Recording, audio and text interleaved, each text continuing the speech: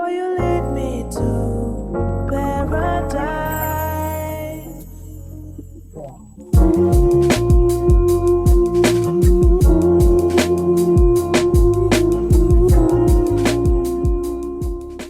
Hey, what's going on, everybody? My name is Curtis, and today I'm going to review Love and Marriage Huntsville, Season 10, Episode 6. Before I get started with the review, I do want to let you all know I do have the air on, so if you hear noise in the background, it's from the AC, and the reason why is because it is hot as fuck in this car, so I do need the air on, so I do apologize in advance for the noise. And also, I do want to let you all know I am going to review Zatima on BET+. I'm going to review Reasonable Doubt on Hulu, and I'm also going to review Beauty in Black on Netflix. So the episode picks up where it left off last time, which was with Letitia. Remember, she was storming out of the coffee shop. She got into her car. It appeared as if she was getting ready to go home. But then the camera pans over to Nell, and Nell, she's drinking her coffee. She's not worried. You can tell that the producers probably told her, like, girl, we gonna get her to come back. And then as far as with Letitia, I'm pretty sure Carlos reached out to her and said, girl, you better get your ass back to that coffee shop and finish this scene or you're not getting paid. Tisha gets into the confessionals and she tells us that, you know what, she actually has respect for Nell, so she's going to give her another chance. And then also she feels like if she leaves, that the situation is pretty much going to get worse. And I actually agree with that, because when you have unresolved issues on a show like this, they basically go to this person, and that person, and they tell their side of the story, and it just makes the situation worse. So I completely agree with her on that. She comes back into the coffee shop and she's like, you know what, Nell, I have respect for you. And it appears that Nell is getting ready to say, you know, I have respect for you as well. But she cuts her off and I was like, uh-oh, where is this going to go? But it doesn't really escalate. She tells her, you know what, when it comes to the rumors, you know, NDA situations, any rumors about Marcel cheating, she said it really affects her and it affects her marriage. And she's saying, you know what, she's tired of it. She's tired of hearing about it. And me personally, I'm tired of hearing about it as well. We've been talking about Marcel and Maurice cheating for how long, how many seasons, and to me, I do not feel like there's any legitimate proof that shows that they did anything. And so to me, unless they can prove that they did something, and when I say prove, I mean we need to see them fucking somebody. If you cannot produce a tape of them fucking somebody, please shut the fuck up and stop bringing it up. That's just me, though. Tisha gets into her confessionals and she reiterates the fact that when it comes to cheating rumors, when it comes to the NDA comment, that is something that affects her, it affects Marcel, it affects their marriage, and so she just wants people to stop bringing it up. And when it comes to Nell, because I didn't mention this a little bit earlier, but Tisha did actually cry a little bit. And so Nell says she felt like she was being transparent in that moment, which she was, and that she's going to extend some grace out to her. And when we go back to Tisha in the confessionals, she said that she felt like Nell should have more compassion for her, considering the fact that she actually went through infidelity in her marriage with Chris. And I feel that way as well. You've been through this, you know what it's like.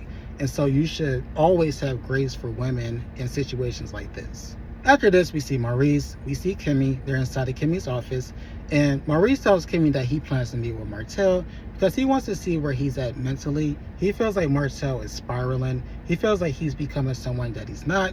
But Kimmy chimes in. She's like, no, he's not becoming somebody that he's not. He's always been this way. He's always been the person that you see right now. I'm not sure why you're trying to act as if this is something new.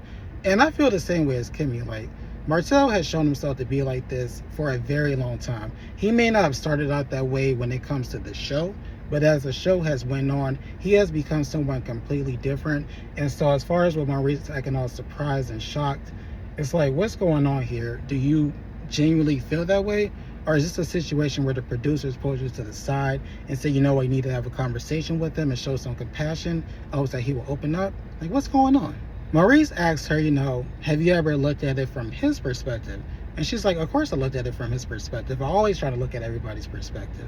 But in my opinion, I feel like he's the person who sets the fire and then he comes to us to ask us to put out the fire. Like, what sense does that make? It doesn't make any sense at all. And so in this moment, Maurice says that the ladies used to tell them, as far as with him, Marcel, the other guys, that they should be more like Martell. And I said, wait a minute. Because I was just thinking back to, you know, previous seasons. And do you all remember when Tisha and Melody, remember they got into that big argument where Tisha finally, you know, stood up for herself and we were all proud? And she was saying that Martell had been cheating on her for years and that she had known about him cheating on her before the show, right? So I was just thinking to myself, like, okay, if everybody knows that Martell was out here doing what he was doing, why were they saying that they wanted their men to be more like Martell? And so Maurice kind of goes on to say that Martell was the person he would call. He would try to pray for you, try to uplift you. He would come over, try to do like housework for you, maybe, cut the grass and everything like that. And so they kind of wanted their men to be like that. But I was just like, I guess. Maurice goes on to say that he believes that Martell does not like what he has become, but that the only way to make people feel as if he's okay with everything and that everything is good, that he pretty much feeds into it. And so I was just like, I mean, I guess I can kind of see that, but I just feel like Maurice is putting like a really strong emphasis on the fact that Martell may not be in the correct mental space. And I do not feel like that's good. I feel like that's actually dangerous to try to say that somebody's not mentally stable. So I really would like for him to chill on that, because I do not really feel like that's right. And then Kimmy, she brought up something that I thought was very important. She said when it comes to Martell, he only listens to people that he respects. And she feels like he doesn't respect Maurice because Maurice is pretty much an extension of Marceau. So if he doesn't like Marceau, and Maurice, that's his brother, he's not going to like you either. And I was like, you know what? That makes a lot of sense. And so she was saying that she personally feels like him having a conversation with Martell is pretty much pointless because he doesn't respect him. He doesn't really give a fuck about him.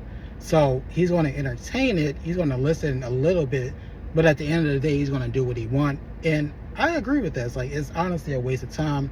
But of course, Maurice Luther King, he's still going to go out, try to give a speech, and try to make things better. So, he's going to have that conversation anyways. Kimmy tells Maurice that she feels like Martell used to place a lot of emphasis on the fact that, he's a good man. He's somebody that deserves for, he come home cooked meal, woman do the laundry. Basically, he deserves a wife that cooks, cleans, basically does what he wants, but he doesn't feel like Maurice and Marceau put in the work necessary as husbands and as men to get that. And so the fact that he no longer is married, and he lost his family, and they are still married and they still have their family, she feels like he's lashing out and that he's bitter about that. And I'm like, you know what, that may be the case, but as far as like him having like some type of resentment, but I do not feel like everything, like overall everything that's happening with him doing the live, I don't think it has anything to do with him being bitter or jealous about the fact that they still have their relationships and he don't. I think it's honestly a situation where they had just been going back and forth so long that he decided that he just wanted to take some type of action. That's just me though. There are two quick scenes after this, so you all know how I do. I'm going to put them together. So in the first scene, Tisha, she's pretty much recapping the conversation that she had with Nell to Marceau. And during this conversation, Marceau tells Tisha that he feels like she needs to be careful when it comes to Destiny, because Destiny is now friends with everyone, and he feels like a person who is friends with everyone is friends with nobody. And I was just like, Marceau, respectfully, shut the fuck up. In the second scene, Nell, Chris, they meet at a toy store. So they're basically getting toys for the grandkids. And during the time that they're at the store, Chris brings up the fact that he met with Lance and they brought up Destiny. And then Nell, she was basically saying that she feels like Lance was justifying doing what he was doing because one, they weren't exclusive, and two, Destiny wasn't giving him any pussy, right? And so she was saying that she feels like, and this is something that her mom told her, she feels like if a woman is not willing to do something, then another woman will. And so I was just thinking to myself, okay, now, well, you said that Chris cheated on you, right? So what was it that you were not willing to do that another woman did when it came to your husband? After this, we see Maurice, we see Martell, and they're finally getting ready to have the sit-down meeting that they need to have.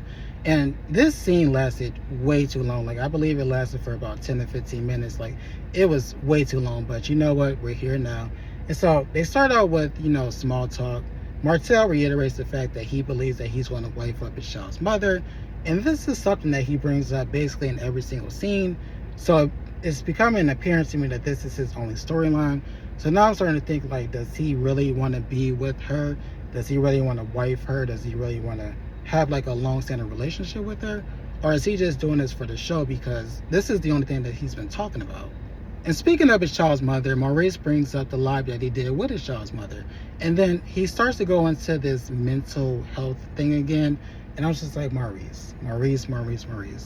You are a lawyer. You are not a psychologist. You cannot diagnose anyone with anything. Please, please, please stop bringing up his mental health. This is not a situation where Martell is just unstable and he's just out here doing whatever and he's putting his hands on everybody and doing like that. This is a simple tit for tat situation. You do something to him, he's going to do something to you. You say something that he believes is a lie or a stretch of a truth, he's going to say something that he believes is true. It may be a stretch of the truth, but he's going to basically retaliate. So please, with the mental situation, please. Maurice tells Martell that he feels like Martell has played the villain for so long that he's actually become the villain.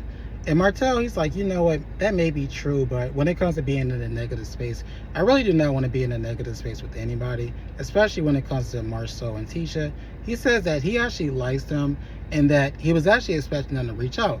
And so he was saying that when it came to the live, he said the date, he said the time that was going to happen. And the reason why he did that was because he expected them to reach out to him and call him and apologize for everything so that way he wouldn't have to do the live. But they never reached out, so he did it live, but he feels really bad about it. And I was just like, you were asking for a lot, Marcel. Like, to me, I feel like this is one of those situations where if you have a woman coming up on a live to say that she fucked Marceau, she fucked Maurice, and you knew that this is something that was going to be major, it was going to be big, and you knew it was going to be a storyline for the show, I feel like you could have reached out like, hey, you know, I put this information out there, you know, I'm giving you one more chance, you know, you could apologize, you can explain yourself, but you didn't do that. You just kind of expected them to do something, and so now you're in the situation that you're in. Maurice asked a question that I honestly wanted to know as well. He was just like, what does that have to do with me? Like, why did you bring me into the situation? And he says that he brought him into the situation because, one, he felt like he could have stepped in and resolved all of this. So the same way that he would talk to him on camera and basically chastise him on camera, he felt like he could have did the same thing with his brother, which, okay, yeah, he could have. And then also when they were at the reunion and Carlos asked him if he was guilty of the crimes against Melody, I guess he felt like Maurice could have stepped in and said something, or I'm not sure what he was expecting, but he felt a way about that and felt like Maurice threw him under the bus. And speaking of people being guilty, Maurice used this opportunity to talk about this DUI. And y'all, this story, this story was crazy. Like, I laughed just like Martell did. So Maurice, you know, he was just talking about like the chain of events or whatever. But he was saying that while he was driving, he hit an animal. He ended up hitting a tree. And I guess when he hit the tree, it caused him to kind of like spin a little bit. And he ended up hitting a pole. And I was like, what? And then, and this is what I mean when I say like the scene lasted too long. Like, Martell was laughing for like a good 4 to 5 minutes. It was funny though, because they were just like, are you making this up? Martell said, you starting to sound like my 9-year-old child. And it did sound crazy to me, but he was saying he hit an animal, he hit the tree, and he ended up hitting the pole, and that's how he got arrested. And me personally, I feel like you deserve that arrest. Like, if you out here hitting trees and poles, come on out, brother. It's during this time that Maurice decides to bring up Vegas and the fact that Martell said that he and Marceau were fucking some girl inside of the hotel. So he's like, that's not what happened. And then Martell's like, that is what happened. And so they just pretty much start going back and forth about, you know, I'm telling the truth, you're lying. No, I'm telling the truth, you're lying, type of thing. And so during this conversation, Maurice was like, were you there?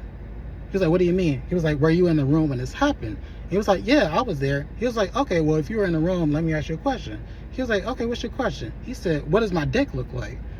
And Martell was like, what? He was like, what does my dick look like? And the reason why he asked him that is because apparently there's something very unique about his dick that if you were in a room, you would have saw it. But in Martell's defense, if they are in a room and everybody's fucking a woman, the last thing that they're probably going to be looking at is other men's dick if they're not gay. So I'm going to give Martell a pass on that, I guess. Martell, he doesn't answer the question. So then Maurice is like, let's go back to the part where you said that you were there. So you said that you were in the room in one breath, but in another breath, you were saying that you were at the casino gambling. So which one is it? And Martell, he's kind of hemming and hawing. And so Maurice is like, what is it? Were you there or were you not there? And so he's like, I was there. So I was there in the room, but I was also gambling. So I guess he's saying like maybe he gambled before, then he went into the room, or maybe he was in the room and then after they finished fucking, he went down to gamble. I'm not really sure, but he's basically saying that he did see everything. And also, I do think it is very important to note that Martell did say during this conversation that Marceau did fly the woman out. And so if Marceau flew the woman out, this can all be resolved because I'm pretty sure there are receipts, there are email confirmations. So this is something that could be resolved easily. They just need to have a conversation, put the receipts on the table, and this can be over with. The episode ends with Maurice going to meet with Kimmy and Marceau and basically tell them everything that happened during the conversation, including the part where he asked Martell, what does his dick look like? And Marceau laughed, but Kimmy, she got this look like, so apparently there must be something that's very unique about his meat. I'm not really trying to find out about it, but clearly he wants other people to know. But it's also during this time that Maurice says that he's going to get all of the guys together because he feels like all of the guys need to meet, have a conversation, put the issues out on the table. And then Kimmy's like, is this about everybody resolving all the issues, or is this just simply a way to get Martell and Marceau to have a conversation? He's like, I want everybody to have a conversation. I want everybody to resolve their issues. And Marceau says, look, I believe what I believe. He believes what he believes. I'm cool with where we are. He's cool with where we are. So we're just going to keep it like that. I don't give a fuck about Martell. I don't give a fuck about having a conversation. So it is what it is.